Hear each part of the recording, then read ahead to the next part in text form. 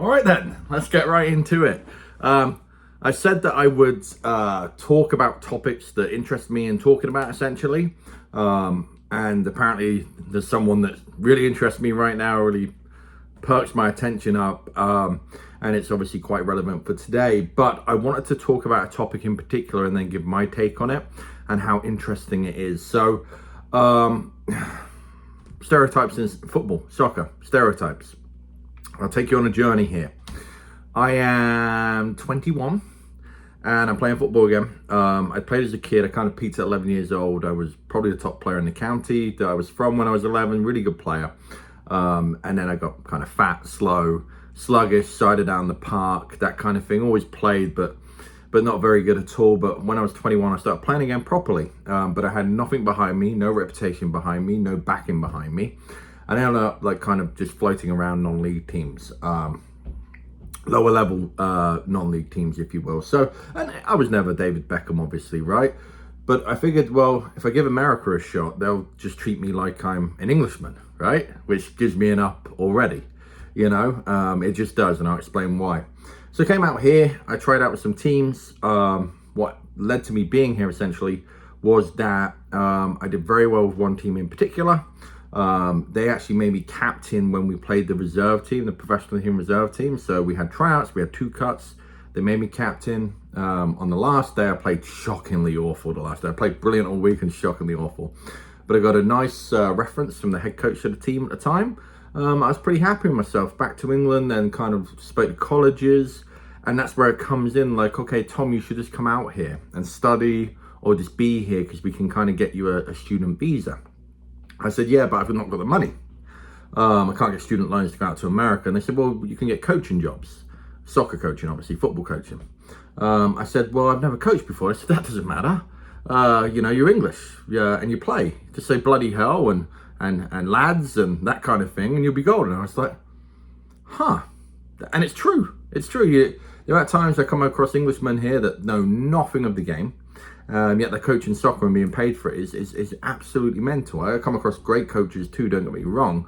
And then the American coaches never get the same kind of respect or instant, the word I'm looking for, that I'm not going to think of right now, but it will come to me. But just the same level of respect that you would get as an Englishman coaching in America, Americans just don't get. And imagine it the other way around, where you have an American come to England to coach soccer or football. Obviously, there'd be zero respect going on there.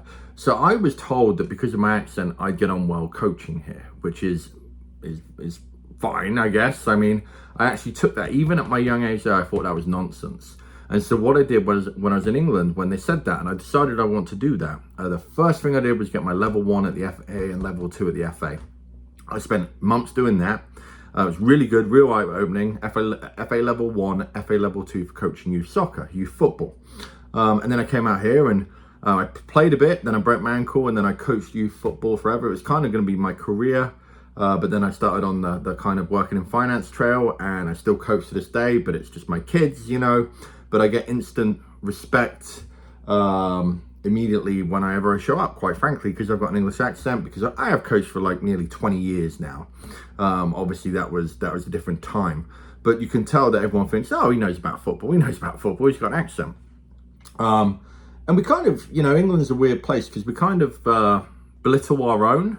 Like, I know Harry Redknapp very famously said if he was called Harry Redknappio from Italia, you know, he would get on at Manchester United, no problem. I don't necessarily disagree with that. I feel like a lot of times, like, managers like Harry Redknapp, Sam Allardyce, even to a degree, Eddie Howe, people like that, we don't give them the same level of respect. We don't give them the same level of opportunity because they're English. However, think about Americans coming in. You think about Bob Bradley and just the Mickey take they made of Bob Bradley when he came over, who's done well over here in America. He's coached at a high level. When I've gone on coaching courses, I've met so many great coaches that are American, female and male. In fact, one of the best coaches I've ever met that I thought, as far as the outlook on the game, presentation, the way they run sessions, was a female from Illinois. Unbelievable. And it kind of leads back into like the Gary Neville one. Forgive me, Gary Neville's famous, but the name of the former soccer player when they switched Twitter accounts, and then people were saying to the female account which was really Gary Neville tweeting, stick to kitchen, that kind of stuff, that kind of misogynistic behavior. So the stereotypes are all over the place. And the reason I wanted to talk about that and interest that is I think is obvious right now. I have a lot of respect and admiration for Ange Postecoglou. Just watched Arsenal and Tottenham 2-2. It's great because Paul Merson has said before, if Tottenham play the way they play, Arsenal will rip them to shreds. Well, Tottenham tweaked a little bit and they did sit back at the end there and was more of a low block, but boy did they play. And boy did they play fearless. One of the moves on the counter in like the 75th minute, there was 3 or 4 passes in their own third that was high risk but high reward, and they went for it. And then they're very unlucky that I think it was, I can't remember the lad that was going to cross it to Son. It just got cut out, but he'd done brilliant out there. So it's a pleasure to watch Tottenham, and you can see their fans are buzzing, and everyone's buzzing because it's like the shackle, all these years of frustration watching boring football trying to win 1-0, and now they can just embrace it, and they're doing well too. But Ange was on with Gary Lineker the other day. I listened to the interview.